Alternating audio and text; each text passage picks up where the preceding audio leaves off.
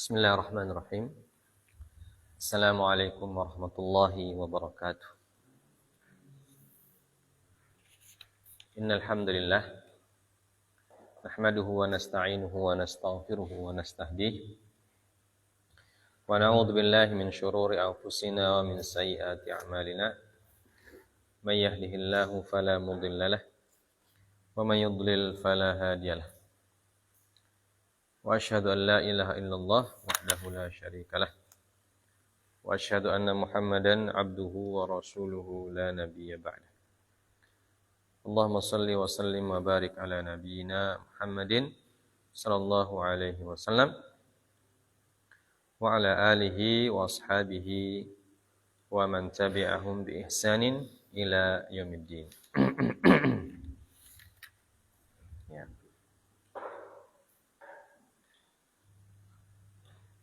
Segala puja dan puji syukur kita panjatkan kehadirat Allah Subhanahu wa taala yang telah memberikan berbagai macam nikmat dan karunia-Nya kepada kita sekalian, sehingga pada malam hari ini kembali kita bisa bermajelis untuk mentadaburi ayat-ayat Allah yang diturunkan di dalam Al-Quran. Semoga tadabbur kita ini menambah pengetahuan terhadap makna dari ayat Al-Quran, sekaligus menambah keimanan dan ketakwaan kita kepada Allah Subhanahu wa ta'ala.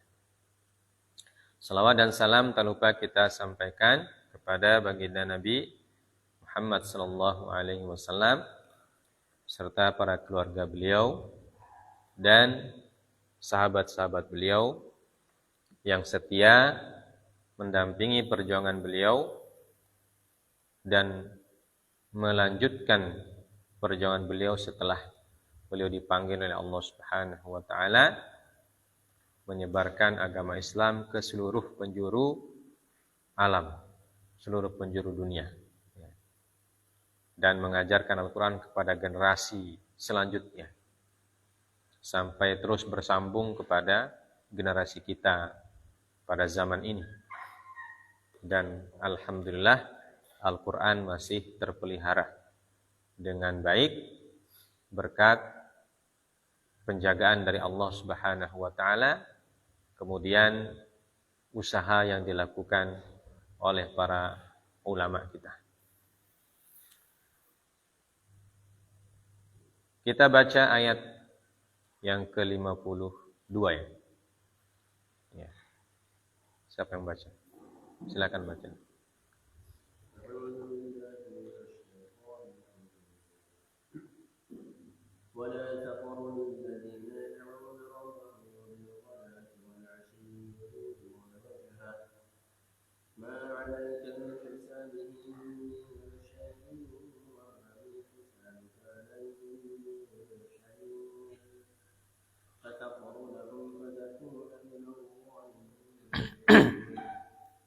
Ya, cukup.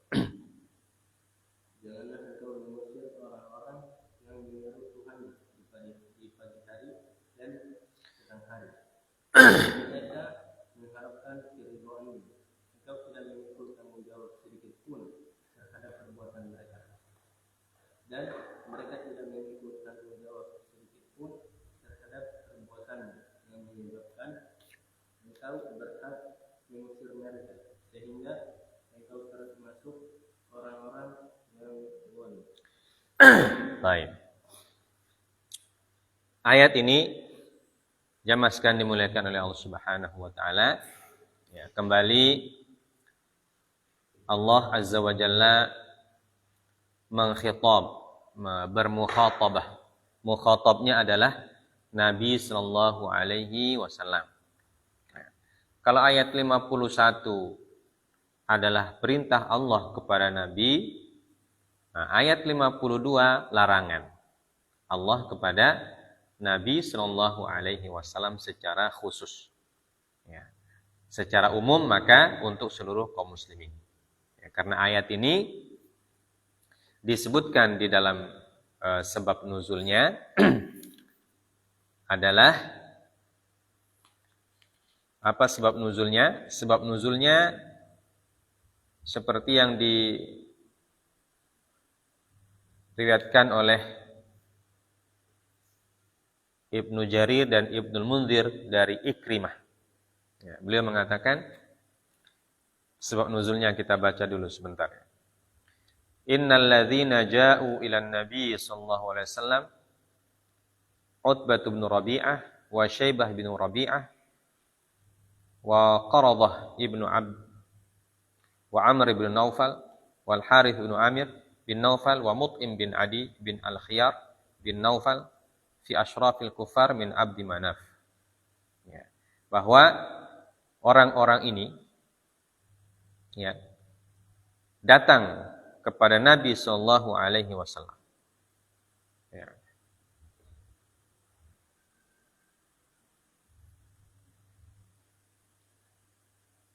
Dan ketika mereka datang kepada Nabi sallallahu alaihi wasallam, maka Nabi sedang duduk bersama sahabat-sahabat beliau. Di antaranya Suhaib Ar-Rumi wa Ammar bin Yasir dan Bilal bin Rabah wa Khabbab bin Ard dan beberapa orang lain yang termasuk orang-orang dianggap lemah ya. Jadi tokoh-tokoh Quraisy yang kita sebutkan tadi datang kepada Nabi sallallahu alaihi wasallam sedangkan Nabi sedang duduk bersama para sahabat. Dan para sahabat ini orang yang menurut budaya jahiliyah yang kelasnya kelas rendah. Ya. Suhaib Ar-Rumi, orang perantauan. Ya. Kemudian Ammar bin Yasir, dari kalangan budak. Bilal dari kalangan budak. Khabbab bin Ard, orang miskin. Jadi orang-orang yang orang jahiliyah dianggap lemah, ya, tidak punya apa-apa atau levelnya level bawah dan level rendah lah menurut mereka. Dan beberapa sahabat yang lain yang ya seperti mereka itu, ya, yang levelnya sama dengan Bilal dan Ammar dan seterusnya. Jadi orang-orang lemah, ya, menurut orang musyrik Quraisy. Maka mereka mengatakan, ya Muhammad, aradita bihaula min qaumik. Ya. Ahaula imanallahu alaihim min bainina, anahnu nakunu taba'an lihaula. Utrudhum anna, fala'allaka in tarattahum an nattabi'aka. Ya. Jadi mereka mengatakan orang-orang tokoh Quraisy ini yang merasa levelnya paling tinggi ini. Ya, di situ ada siapa tadi? Ada Utbah bin Rabi'ah. Utbah bin Rabi'ah dan Syaibah bin Rabi'ah, ini saudara. Ya, saudara kandung Utbah dan Rabi'ah. Yang nanti mereka mati di perang Badar. Ya, Utbah mati di perang Badar, Syaibah mati di perang Badar. Ya. Mereka mengatakan kepada Nabi sallallahu alaihi wasallam, "Hai Muhammad, ya, kenapa kamu dengan kaummu ini duduk-duduk atau tidak merasa risih, ridho, ya. Ridho dengan orang-orang seperti ini, ya, orang-orang yang mereka itu kelas rendah. Ya, padahal Nabi itu kan kalau dilihat dari silsilah keluarga orang yang kelasnya kelas tinggi. Termasuk asyraf, orang-orang yang mulia. Ya. Tapi beliau duduk bersama orang-orang yang menurut orang Quraisy budaya jahiliyah itu orang-orang rendah. Bilang, kenapa kau Muhammad kok bisa duduk sama mereka? Ya. Kok enak, kok senang? Ya. Nah, karena Nabi Muhammad kan tidak melihat level orang, ya. Yang beliau lihat kan level iman. Ya. Karena memang beliau diutus tidak membedakan kasta, ya. Tidak membedakan derajat orang. Ya. Semuanya sama. Yang membedakan ketakwaan dan keimanan. Nah, itu prinsip Nabi Muhammad SAW. Berbeda dengan prinsip orang jahiliyah. Orang jahiliyah itu melihat orang dari keturunannya, dari kekayaannya, dari kedudukannya, seperti itu. Ya. Siapa yang kaya maka dia yang mulia dan seterusnya. Ya, maka mereka heran, kenapa kok kamu hai Muhammad, kata mereka, kok bisa duduk sama orang-orang seperti ini? Duduk bercengkrama begitu. Ya. Karena Nabi sedang mengajar mereka agama. Ya. Kalau anahnu nakunu taba'an lihaula. Bagaimana mungkin kami menjadi pengikut orang-orang seperti ini? Jadi mereka kalau mau masuk Islam, mereka bilang sama Nabi, kalau kami mau masuk Islam, yang orang seperti ini jangan kumpul dengan kami. Jangan kumpul dengan kita orang. Ya. Utrudhum anna fala'allaka in tarattahum an nattabi'aka. Ya. Dia bilang, usir orang ini, usir. Kami mau duduk situ. Mau duduk sama kamu hai Muhammad. Tapi orang-orang ini usir dulu. Bayangkan orang jahiliyah punya sombong ini. Ya. Jadi Nabi disuruh mengusir para sahabatnya. Kemudian mereka mengatakan, kalau kamu usir mereka, ya mungkin kami bisa ikut. Mungkin kami bisa ikut sama kamu. Tapi kalau mau duduk sama-sama dengan mereka ini, kata, tidak level kita orang. Ya, nah itu budaya jahiliyah. Ya, tidak level kita orang kalau mau duduk dengan orang. Ini Bilal, Ammar, orang tidak jelas semua DP keluarga tidak jelas nih budak-budak ini. Masa kita orang mau duduk satu tanpa dengan dorang? Mereka bilang, kasih keluar dulu, kasih keluar. Nah, itulah budaya jahiliyah. Dan orang-orang musyrik yang didakwahi oleh para nabi dan para rasul, ya, begitu semua modelnya yang sombong-sombong itu. Ya. Nabi Nuh dibilang begitu sama kaumnya juga. Ya. Mereka mengatakan dalam Quran surah Asy-Syu'ara, apa firman Allah Subhanahu wa taala, fattaqullaha wa athi'un qalu hal nattabi'uka wattaba'akal ardalun. Ya. Bagaimana kami mungkin mengikuti engkau hai Nuh, sedangkan engkau punya pengikut ini orang-orang ardal. Ardalun itu jamak dari kata radhil. Radhil itu orang rendah. Ya. Kau punya pengikut ini hai Nuh, orang-orang rendah semua. Ya, level-level rendah, level budak, orang miskin, begitu. Ya. Nah, karena para nabi itu kebanyakan yang mau ikut kepada mereka, yang lebih dulu ikut kepada mereka orang-orang yang miskin. Ya, para nabi, para rasul. Ya. Itu kata Nabi Nuh kepada kata kaum Nuh kepada Nabi Nuh.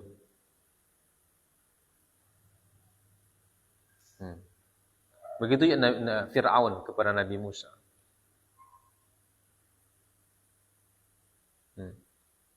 Apa kata Fir'aun kepada Nabi Musa? Inna haula'i la syirzimatun qalilun wa innahum lana laghaizun wa inna la jami'un hadirun. Ya. Kemudian dia berkata kepada Nabi Musa, awalam nurabbika fina walidan wa labithta fina min umurika sinin. Ya.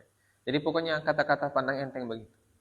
Ya, menunjukkan kesombongan. Itulah budaya jahiliyah. Ya. Jadi kalau ada orang yang masih melihat orang berdasarkan level atau kasta dalam keluarganya, melihat hartanya, nah itu berarti orang masih punya budaya jahiliyah itu, atau di hatinya masih ada tradisi jahiliyah.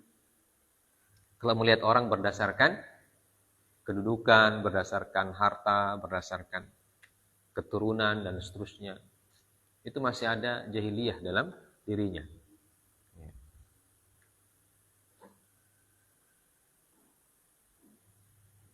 Maka bagi kita tidak dibenarkan. Dan turunlah ayat ini. Nah, itulah sebabnya turun ayat ini. Wa anzir bihil ladzina yakhafuna ayyuhsyaru ila rabbihim laisa lahum min dunihi min waliyyin wa syafi' illa lahum yattaqun wala tatrudil ladzi. Ya. Allah bilang jangan usir mereka hai Muhammad. Ya. Jangan usir mereka. Walaupun orang-orang tokoh Quraisy itu menyuruh kamu mengusir mereka, jangan usir. Allah bilang jangan mengusir mereka. Ya.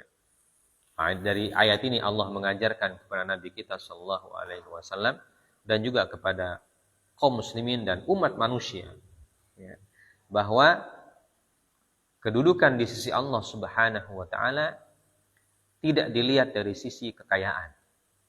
Ya. Tidak dilihat dari sisi kedudukan dan status sosial seseorang dalam masyarakat. Bukan itu patokannya. Ya. Patokannya apa? Alladzina yad'una rabbahum bil ghadati wal 'ashyi yuriduna wajhah. Ya. Patokannya adalah orang-orang yang senantiasa berdoa kepada Rabb-Nya Allah Azza wa Jalla bil ghadati wal 'ashyi, pada pagi hari dan pada sore hari. Ya. Yuriduna wajhah. Mereka berdoa kepada Allah, beribadah kepada Allah, menyembah kepada Allah, berharap ya, melihat wajah Allah Azza wa Jalla. Ya. Dan melihat wajah Allah itu adalah nikmat yang paling tinggi yang diberikan oleh Allah kepada hambanya yang beriman. Dan itu terjadi nanti ketika sudah di surga. Ya. Ketika sudah di surga, orang beriman, kata Allah dalam Al-Quran, mereka akan memandang kepada Allah Subhanahu wa ta'ala, melihat wajah Allah. Ya.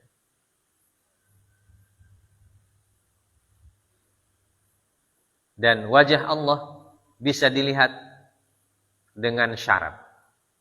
Ya, dengan syarat. Syaratnya kita mendapatkan ridho dari Allah Subhanahu wa ta'ala. Dan ridho dari Allah ada syaratnya. Syaratnya apa? Taat kepada Allah. Menyembah hanya kepada Allah, beribadah hanya kepada Allah Azza wa Jalla. Nah, itu syarat mendapatkan ridho. Dan kalau Allah sudah ridho sama kita, maka Dia akan memberikan kepada kita kesempatan memandang wajahnya. Sebagaimana Allah berfirman, lilladzina ahsanul husna wa ziyadah. Ya. Untuk orang-orang yang ahsanul husna, orang-orang yang beribadah sebaik-baik ibadah, taat kepada Allah dengan sebaik-baik ketaatan, tunduk kepada Allah dengan sebaik-baik ketundukan, maka bagi mereka, kata Allah, mendapatkan al-husna. Kata para ulama tafsir, al-husna itu artinya surga. Ya. Waziyadah, dan Allah memberikan nikmat tambahan. Ya. Jadi sudah diberikan surga, masih ada lagi nikmat yang lebih besar dari itu. Ziyadah. Ziyadahnya apa? Ya, bahasa kita bonus. Ya. Apa ziyadahnya? Ya. Memandang kepada wajah Allah Azza wa Jalla. Memandang kepada wajah Allah itu adalah nikmat yang paling tinggi. Lebih nikmat daripada tinggal di surga. Ya. Tinggal di surga itu sudah nikmat sekali. Tetapi yang lebih nikmat lagi, ziyadah, ya, tambahan nikmat, yaitu melihat wajah Allah. Dan Nabi juga menyebutkan dalam hadisnya, innakum satarawna rabbakum. Sungguhnya kalian akan melihat Tuhan kalian nanti di surga itu. Ya. Nah, ini orang-orang yang dikatakan oleh Allah Subhanahu wa taala lebih baik daripada orang-orang tokoh Quraisy tadi yang tidak beriman itu. Ya. Makanya Nabi SAW dilarang oleh Allah Azza wa Jalla untuk mengusir mereka. Biar saja. Ya. Kalau mereka tokoh-tokoh Quraisy itu mau duduk situ, duduk saja kalau mau. Ya. Kalau tidak mau, tidak usah, pergi saja. Ya. Jadi Nabi SAW diajarkan oleh Allah Azza wa Jalla untuk lebih mendahulukan orang-orang yang beriman. Ya. Daripada tokoh-tokoh Quraisy yang sombong-sombong itu. Ya. Kata Allah Azza wa Jalla, mengajar pada Nabi SAW, biarkan mereka duduk di situ. Biarkan itu kaum muslimin, sahabat-sahabatmu, walaupun dalam pandangan orang jahiliyah mereka levelnya rendah, ya, tapi biarkan mereka di situ. Mereka adalah orang-orang yang taat, ya, selalu beribadah kepada Allah Azza wa Jalla. Nah, ini sama dengan kisah Quran surah Abasa itu. Ya. Kalau surah Abasa itu Abdullah bin Ummi Maktum. Nah, itu juga dipandang rendah oleh orang Quraisy. Ya. Karena beliau miskin, buta lagi. Ya. Jadi levelnya level rendah, statusnya di masyarakat orang-orang rendahan. Orang-orang rendahan. Nah, itu dipandang sebelah mata juga oleh orang Quraisy. Maka Nabi SAW diajar juga oleh Allah Azza wa Jalla supaya lebih mendahulukan orang yang mau beriman. Ya, seperti Abdullah bin Ummi Maktum itu. Walaupun dia statusnya dalam masyarakat, status orang yang biasa-biasa saja, orang rendahan. Masyarakat biasa. Ya, tidak punya kedudukan apa-apa. Bukan kepala suku. Ya, bukan juga orang kaya. Bukan juga penguasa. Orang biasa-biasa. Tapi ketika dia mau beriman, kata Allah, jangan cuek sama dia. Jangan palingkan wajahmu dari orang tersebut, kata Allah Azza wa Jalla. Abasa wa tawalla. Ya. Justru sebaliknya, kamu sambut dia itu. Sambut dia. Kenapa? Karena dia mau beriman. Ya. Dia mau bertanya tentang agama Allah Azza wa Jalla. Dan keimanan dia itu lebih tinggi dari lebih mulia daripada kedudukan orang-orang tokoh-tokoh Quraisy itu yang tidak beriman. Ya. Nah, ini pelajarannya. Ya. Maka di sini disebutkan, ya. Wala tatrul ladzina yad'una rabbahum bil ghadati wal 'ashyi yuriduna wajhah. Yad'una aw du'a huna bimakna al-ibadah mutlaqan. Wa qila al-muhafadzah ala salatil jamaah. Yad'una rabbahum. Kata yad'un di sini artinya ya'budun. Ya. Yad'un berarti ya'budun. Doa di sini artinya ibadah. Ya. Nah, jadi ini bahasa Al-Qur'an. Ya, bahasa Al-Qur'an itu adalah bahasa Arab. Maka kalau kita ingin memahami bahasa Al-Quran, ya, maka kita pahami dengan bahasa Arabnya. Bagaimana cara memahaminya? Kita kembali kepada penafsiran para ulama yang ahli bahasa Arab. Ya. Nah, dalam ayat ini kata yad'un ditafsirkan oleh Al-Imam Asy-Syaukani dengan kata ya'budun. Ad-du'a'u al-ibadah. Doa di sini maksudnya bukan berdoa angkat tangan meminta kepada Allah itu. Bukan itu. Walaupun itu salah satu bentuk ibadah. Tapi beliau mengatakan al-ibadatu mutlaqan. Jadi yang dimaksud dengan yad'un di sini, ya'budun, beribadah kepada Allah Subhanahu wa taala secara mutlak. Jadi semua jenis ibadah, bukan cuma berdoa saja. Jadi berdoa itu salah satu bentuk ibadah. Ya. Dan ibadah dalam agama kita banyak. Ada sholat, ada puasa, ada zakat, haji, umroh. Itu semuanya ibadah. Ya. Bahkan birrul walidain ibadah. Ya. Nah, yang dimaksud dengan ayat ini, kata Imam Asy-Syaukani, penafsiran pertamanya adalah ibadah secara mutlak. Ini semua jenis ibadah. Jadi orang-orang yang tadi yang duduk bersama Nabi itu, Bilal, Suhaib, ya, Ammar, itu orang-orang yang melaksanakan semua bentuk ibadah kepada Allah Subhanahu wa taala. Mereka sholat, mereka puasa. Ya. Apa yang diperintahkan oleh Allah mereka ikut. Ya. Sampai-sampai disuruh pergi berjihad pun nanti mereka ikut juga. Ya, Bilal, Suhaib, orang-orang yang juga pergi berjihad bersama Nabi. Bahkan Ammar bin Yasir meninggal di medan perang. Ya. Jadi apapun bentuk ibadah yang diperintahkan oleh Allah, mereka laksanakan semua. Ya. Maka orang seperti itu, kata Allah Azza wa Jalla, tidak usah diusir. Duduk saja sama kamu situ. Ya. Jadi kalau orang tokoh Quraisy itu mau duduk sama kamu, harus mereka juga duduk situ. Jangan dibedakan. Ya. Karena bedanya bagi dalam pandangan Allah, bedanya adalah ketakwaan dan keimanan. Ya, baik. Tafsir yang pertama tentang kata yad'un, ya'budun. Wa qila al-muhafadzatu ala salatil jamaah. Ya.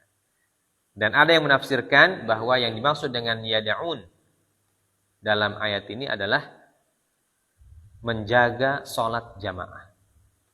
Ini penafsiran yang kedua. Ya. Jadi orang yang menjaga sholat jamaah di siang hari dan malam hari. Ya. Orang yang sholat jamaah, baik sholat jamaahnya siang hari, pagi hari, sore hari, atau malam hari. Ya. Kalau pagi hari, subuh. Ya. Siang hari ada zuhur. Ya. Sore hari ada asar. Ya. Di waktu senja ada maghrib. Nah, di waktu malam ada isya. Jadi mereka konsisten.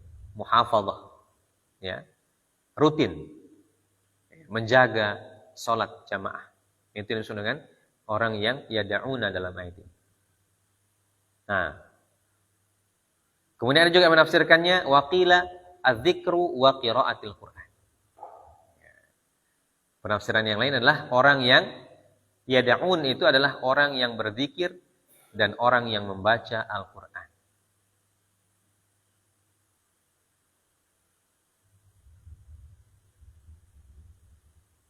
Ya, orang yang berzikir dan membaca Al-Qur'an. Wa qila al-murad ad-du'a lillahi yajlibun naf'a wa daf'id dar wa daf'id darar. Wa qila al-murad bi dzikril ghadati wal 'ashyi ad-dawam 'ala dzalika wal istimrar wa qila huwa 'ala zahiri. Ya, jadi ini tafsiran-tafsiran seperti yang kita sebutkan, tafsiran-tafsiran yang sifatnya tanawwu. Ya. Makanya tafsir yang pertama disebutkan oleh Imam Asy-Syaukani al-ibadatu mutlaqan. Ya, jadi semua bentuk ibadah. Baik itu sholat jamaah, baca Quran, zikir, berdoa kepada Allah Azza wa Jalla. Ya, di pagi hari dan di siang hari. Hanya secara terus-menerus rutin. Nah, itu yang disebut dengan orang-orang yang yad'una rabbahum. Ya, yad'una rabbahum. Orang-orang yang menyembah kepada Allah Subhanahu wa ta'ala. Jadi makna berdoa di sini adalah orang yang beribadah. Ya, orang yang beribadah kepada Allah Azza wa Jalla. Nah, itu orang yang disebutkan tadi dalam sabab nuzul. Ya, Suhaib, orang-orang yang beribadah, beriman. Suhaib, Ammar, Bilal, ya. Khabbab bin al-Ard. Ya, Khabbab bin al-Ard adalah seorang guru mengaji. Ya. Guru mengaji. Jadi Khabbab itu guru mengaji dia. Dan yang diajar siapa? dalam kisahnya Khabbab? Hah? Fatimah bintu Al-Khattab, adiknya Umar bin Khattab. Ya. Jadi melalui suara Khabbab itulah Umar bin Khattab masuk Islam. Ya. Karena ketika Umar pergi ke rumah adiknya itu, mereka sedang mengaji, sedang membaca Al-Quran surah Toha. Jadi Khabbab mengajari Fatimah dan suaminya. Nah, itu yang didengar oleh Umar. Nah, jadi suaranya Khabbab ibn al-Ard, nah, itu yang menjadi penyebab turunnya hidayah Allah kepada Umar bin Khattab. Walaupun ketika masuk rumah, Khabbab disuruh sembunyi oleh Fatimah.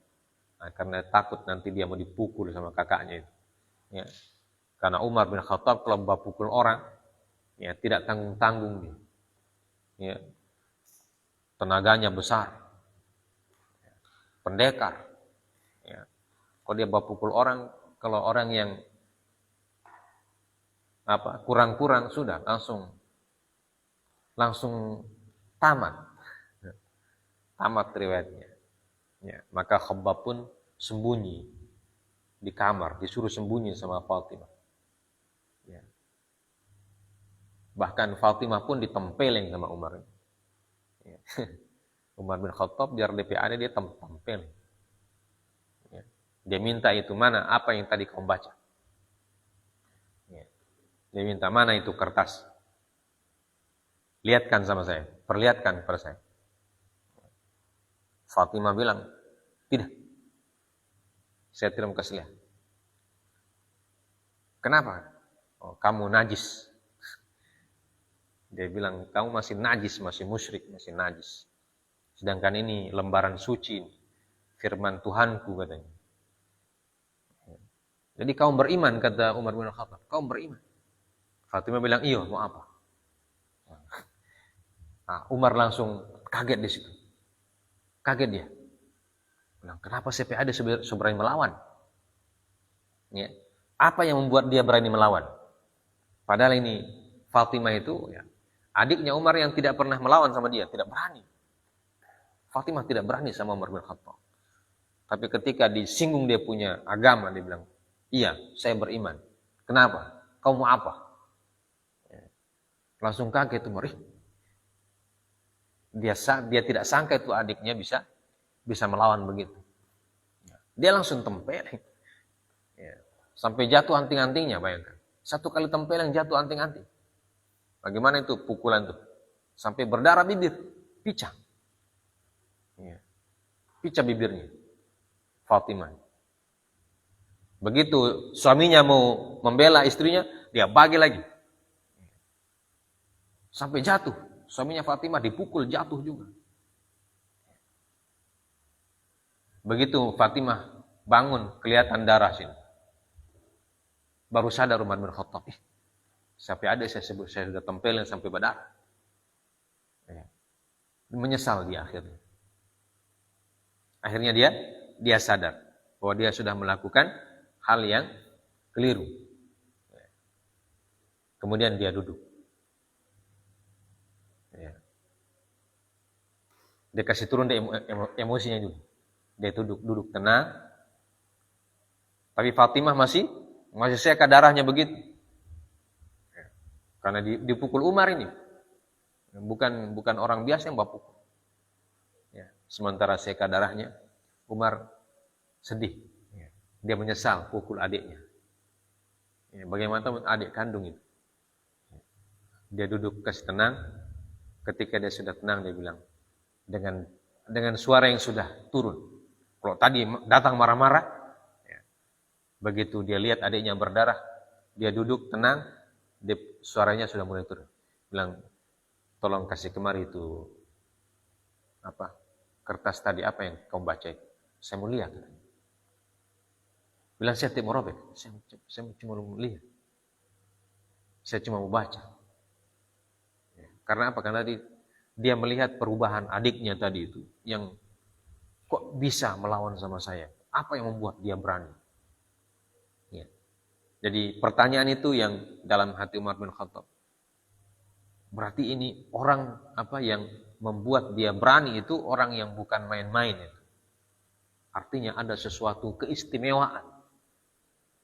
Istimewa itu orang yang bisa membuat adiknya bisa menjadi orang yang berani menghadapi dia. Akhirnya dia bilang, coba saya mau baca dulu. Fatimah bilang, tidak.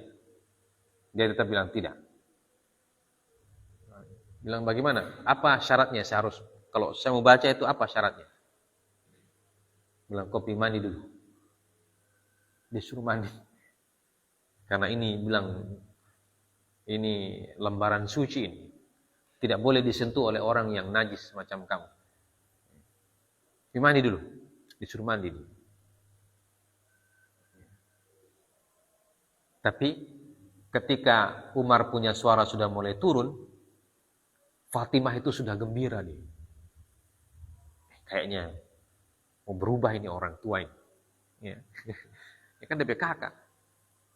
Orang tua ini sudah berubah ini orang tua ini. Buktinya DP suara langsung turun. Dan ketika disuruh mandi, dia pergi juga mandi. Mau dia disuruh oleh adiknya itu mau. Fatimah langsung berdoa banyak-banyak. Semoga berubah ini orang tuanya. Kalau berubah ini orang tua ini katanya so aman kita orang. Ya.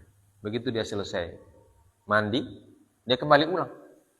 Tadi pedangnya yang dia sudah hunus, dia suruh kasih masuk. Kan Umar itu datang itu pedang di tangan. Jangan main-main. Bukan cuma lilang, pedang. Bukan cuma peda biasa yang kita orang pakai buat potong kayu kan. Pedang ini yang biasa dipakai potong leher orang. Ya. Begitu dia selesai mandi, dia suka kasih masuk. Ya. Fatimah bilang, aman. Dia buka baca. Toha. Ma anzalna alaikal Qur'ana litashqa. Dia baca pelan-pelan. Dia bilang, ajaib ini kata-kata. Umar itu kan orang pintar, orang cerdas. Dia paham sastra Arab. Ajaib dia bilang. Langsung terpengaruh dia. Masya Allah, hidayah langsung dapat. Setelah itu dia bilang, indah sekali ini kata-kata, dia bilang. Ini kata-kata bukan manusia punya ini. Ya, karena Umar tahu sastra Arab. Ya, berarti dia tahu bagaimana itu orang bersastra, dia tahu. Dia bilang ini bukan kata-katanya manusia, ini bukan. Ya. Dia bilang, kalau begitu, dia bilang, saya mau pergi sama Muhammad. Saya mau pergi sama Muhammad. Maka Fatimah langsung menangis. Dapat hidayah dia. Ya, Khabbab yang tadi sembunyi langsung muncul. Tadi totofori ini. Apalagi dengan Fatimah ditempelang, tambah totofori di belakang. Ya, kalau Umar tahu saya ada di sini, tidak ada harapan ini. Tinggal nama pulang ini. Ya. Kalau dia tempelin, itu kan dapat dengar dari belakang. Begitu suaminya bela, dia panggil lagi. Dua orang ini. DP adik dan dia punya ipar. Dia bilang, kalau saya muncul ini sudah, ini selesai. Totofore dia. Begitu dia bilang, saya mau bertemu dengan Muhammad SAW. Langsung angkat takbir, Khabbab, muncul dia.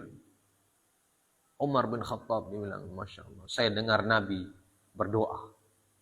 Iya, saya dengar Nabi berdoa. Apa kata Nabi SAW? Ya Allah, muliakanlah ini Islam dengan masuk Islamnya salah satu di antara dua orang. Umar bin Khattab atau Amr bin Hisham. Saya dengar Nabi berdoa begitu, kata Khabbab bin Arf. Dan rupanya Allah pilih kamu. Kamu dipilih oleh Allah. Maka dia bilang, Umar, kalau begitu, di mana Nabi Muhammad? Di sana ke orang, antar saya ke sana. Ya. Khabbab langsung bergembira, bilang, ayo. Langsung semangat dia, ayo. Ya. Tidak mau tunggu-tunggu, ayo. Ya.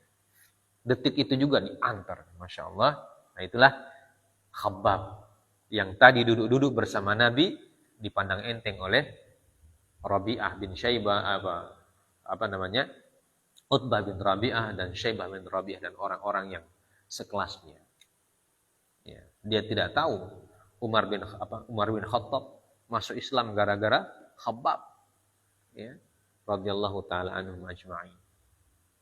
Ya. Maka Allah katakan tidak usah usir, biarkan mereka di situ.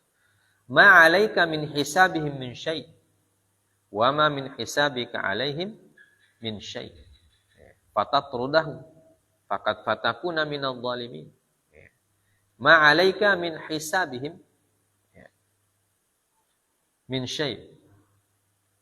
Engkau tidak memikul tanggung jawab sedikit pun terhadap perbuatan mereka. Ya, ma 'alaika min hisabihim min syai'. Jadi hisabmu tidak ada hubungannya dengan hisab mereka. Hisab mereka, hisabmu, hisabmu. Amal mereka, amal kamu, amal kamu. Dalam ayat Al-Quran yang lain, surah Al-Baqarah disebutkan, La tus'aluna amma kanu ya'malun. Tilka ummatun qad khalat laha ma kasabat walakum ma kasabtum wa la tus'aluna amma kanu ya'malun. Jadi masing-masing kalian punya hisab sendiri-sendiri. Ya. Wa ma min hisabika 'alaihim min syai'. Ya. Dan mereka juga tidak memikul tanggung jawab sedikit pun terhadap perbuatan. Ya. Jadi tidak ada alasan kamu usir mereka dari tempat itu. Ya. Karena nanti di hari akhirat itu, ya, amalan ditanggung sendiri-sendiri. Ya. Tidak ditanggung sama-sama, ditanggung sendiri-sendiri. Fatakuna minadh dhalimin. Sehingga engkau termasuk orang-orang yang zalim. Nah, jadi ayat ini tidak berarti bahwa Allah menggelari nabi orang zalim, tidak.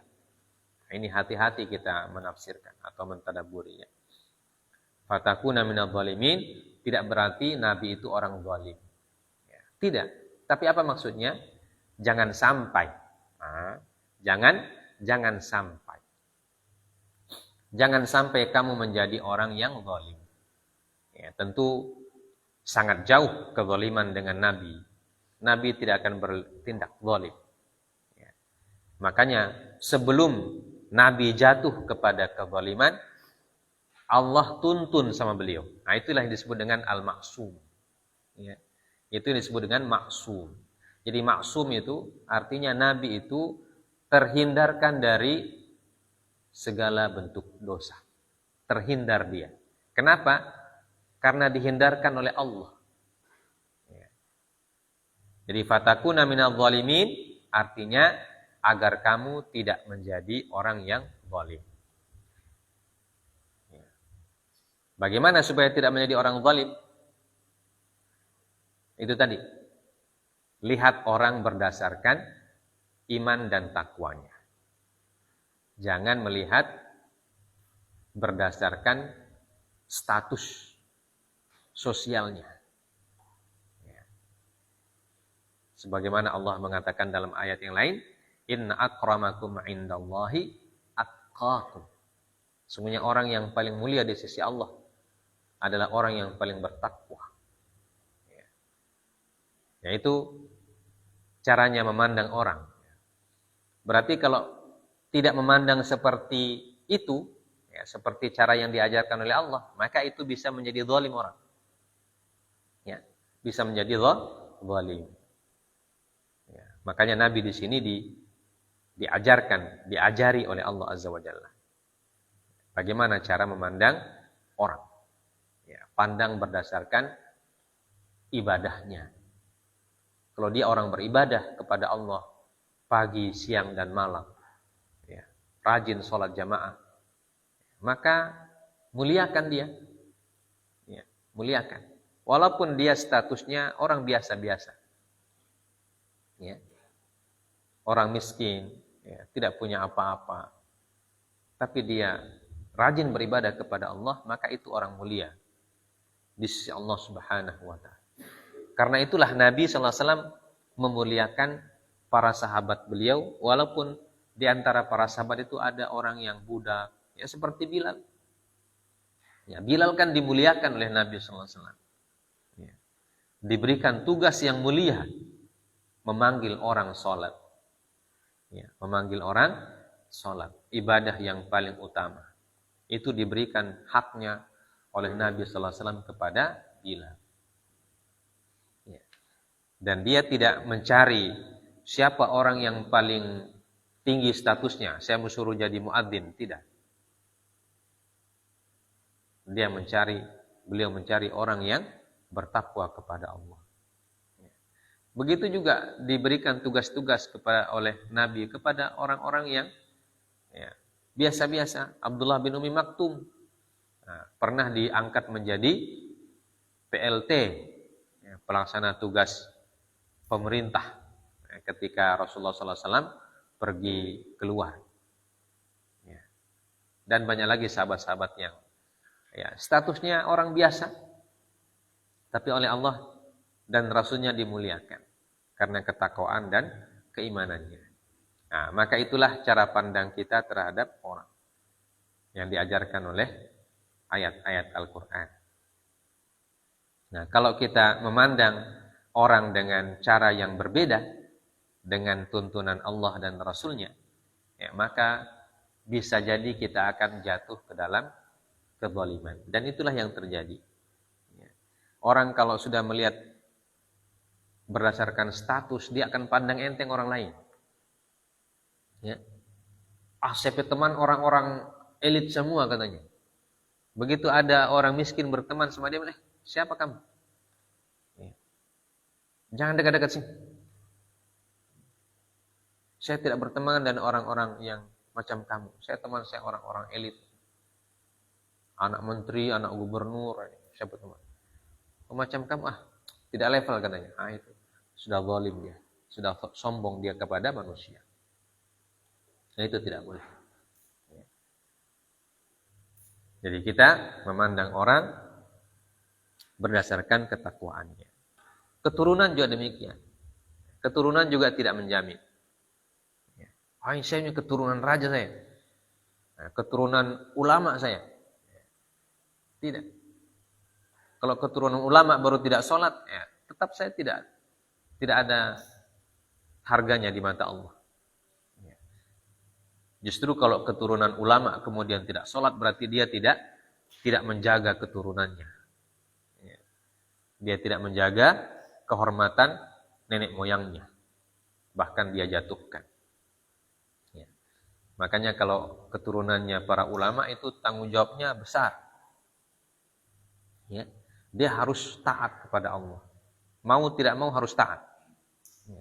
Karena kalau dia tidak taat, dia akan hancurkan itu kehormatan orang tuanya. Makanya kalau anaknya ustadz, tidak boleh macam-macam. Karena kalau macam-macam berarti menghancurkan kehormatan orang tuanya. Jadi harus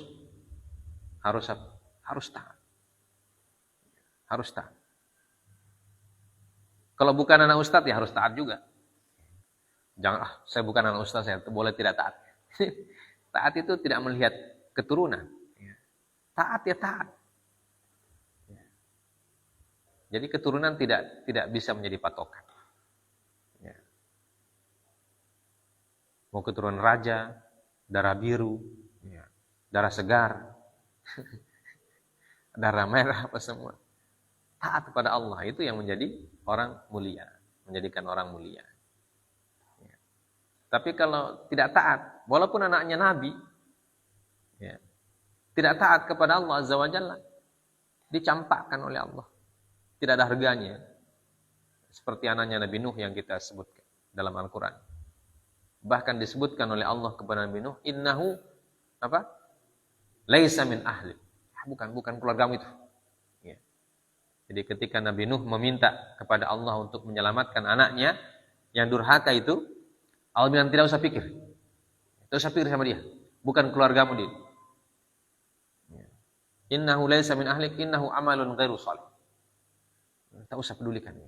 Kalau dia sudah durhaka sama Allah, bukan anakmu lagi. Langsung dinafikan keturunannya, kekeluargaannya oleh Allah Azza wa Jalla. Laisa min ahli. Innahu amalun ghairus salih. Nah, itu begitu juga istrinya Nabi Lut. Ya. Apa kata Allah? Istrinya Nabi Lut itu sampai-sampai tidak mau disebut namanya oleh Allah Azza wa Jalla.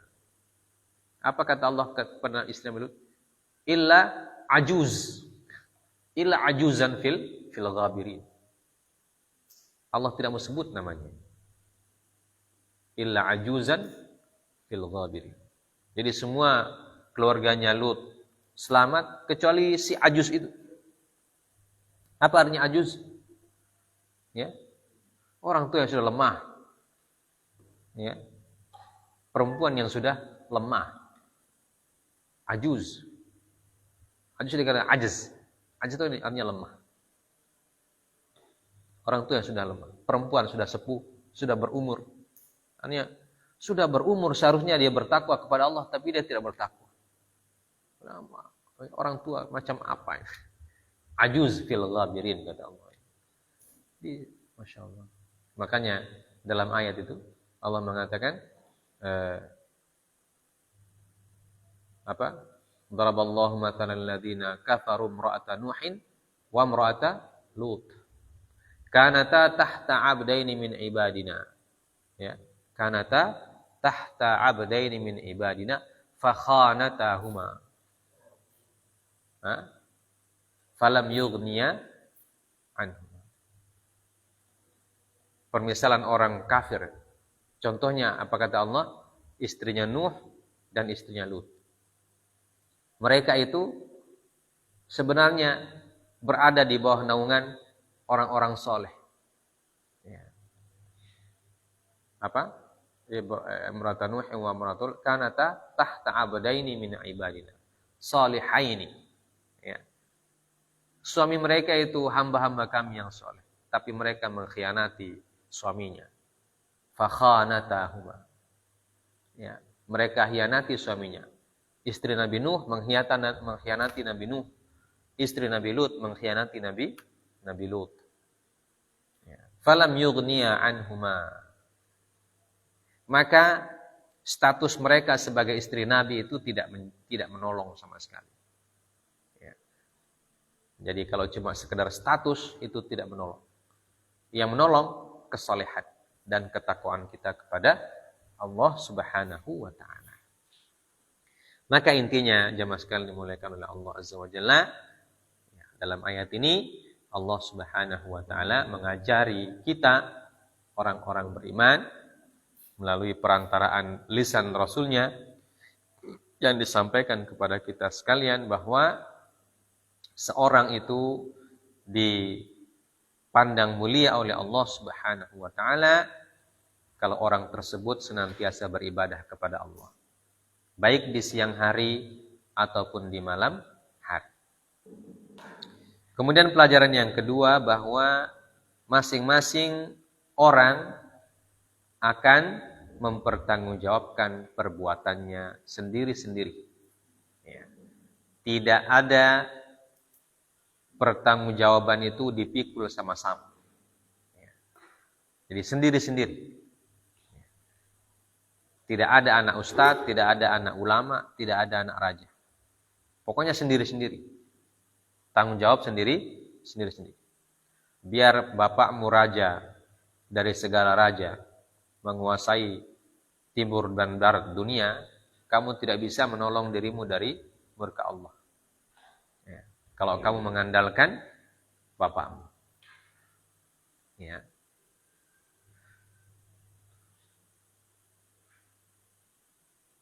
Makanya dalam pepatah Arab itu ada yang disebutkan, ada yang mengatakan laisa syababu man qala abi wa ummi walakinna syababa man qala ha ana dza.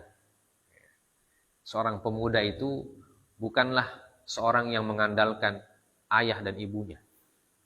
Apa-apa ayahku, apa-apa ibu. Kita mau lapor tepi papangana. Kata orang Arab, pemuda itu bukan begitu dia. Bukan apa-apa abah, apa-apa umi, tidak.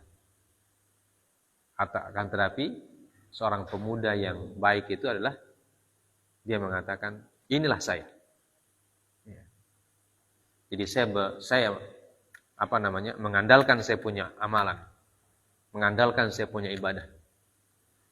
Tidak mengandalkan ibadahnya orang tua, tidak mengandalkan kekayaan orang tua, pokoknya saya.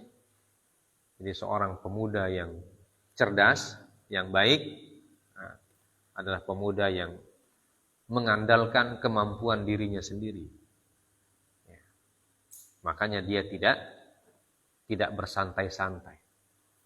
Tidak mentang-mentang anak ini, anak itu. Dia belajar sendiri agama Allah karena dia merasa bahwa yang menyelamatkan diri saya adalah saya sendiri. Dia belajar baik-baik. Dia beribadah baik-baik. Dia taat kepada Allah. Dia laksanakan syariat Allah Subhanahu wa ta'ala. Karena dia merasa bahwa yang menyelamatkan saya hanyalah saya. Tergantung pada saya. Sambil bermohon kepada Allah Subhanahu wa ta'ala. Baik. Ini ayat yang kita tadabburi pada malam hari ini. Semoga kita memahaminya dan menjadi bekal untuk kita selanjutnya. Jadi orang-orang yang beribadah kepada Allah Azza wa Jalla dan jadi orang-orang yang siap mempertanggungjawabkan amal dan ibadah kita sendiri dan tidak mengandalkan orang lain. Sehingga kita makin semangat untuk belajar, karena dengan belajar kita bisa beramal. Semakin banyak pelajaran insya Allah, semakin banyak amal yang kita bisa lakukan. Dan kalau semakin banyak amal, insya Allah kita semakin soleh, semakin bertakwa.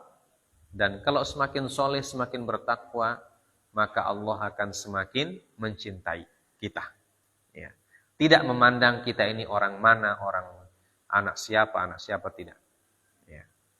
Jadi kalau kita dicintai oleh Allah Azza wa Jalla, maka itulah yang menjadi modal kita dan bekal kita yang terbaik.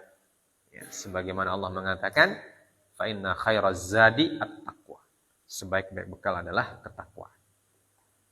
Semoga kita diberkahi oleh Allah, diberikan tambahan ilmu, diberikan tambahan ketakwaan, tambahan keimanan, dikuatkan oleh Allah Subhanahu wa ta'ala untuk menghadapi segala cobaan dan rintangan, terutama cobaan dan rintangan menuntut ilmu. Ya, karena menuntut ilmu itu banyak cobaannya. Ya, cobaan dari dalam diri kita ataupun cobaan dari luar. Cobaan internal dan eksternal. Ya. Cobaan penyakit, cobaan kekurangan dana, ya, kekurangan tenaga, dan seterusnya. Itu cobaan-cobaan ketika kita menuntut ilmu. Dan kita berdoa kepada Allah, sebagaimana pesan dari ayat ini, jangan capek berdoa. Baik di siang hari, di pagi hari, ataupun di malam hari. Ya, ketika kita beribadah, sholat sunnah, sholat lail, jangan lupa terus berdoa kepada Allah Azza wa Jalla, ya, berzikir kepada Allah. Dan ketika kita mau baca Al-Quran, setelah baca Al-Quran, jangan lupa berdoa juga. Sebelum baca Quran berdoa, setelah baca Quran berdoa kepada Allah Azza wa Jalla. Ya, supaya semua usaha-usaha kita dimudahkan oleh Allah, dan urusan-urusan kita dimudahkan oleh Allah, dan kita diberikan hasil yang diridhoi oleh Allah Subhanahu wa taala. Baik. Demikian wallahu taala alam bisawab. Subhanakallah bihamdik asyhadu an la ilaha illa anta astaghfiruka wa atubu ilaik. Wassallallahu ala nabiyyina Muhammad wa ala alihi washabbihi wasallam. Wa akhiru da'wana alhamdulillahi rabbil alamin. Assalamualaikum warahmatullahi wabarakatuh.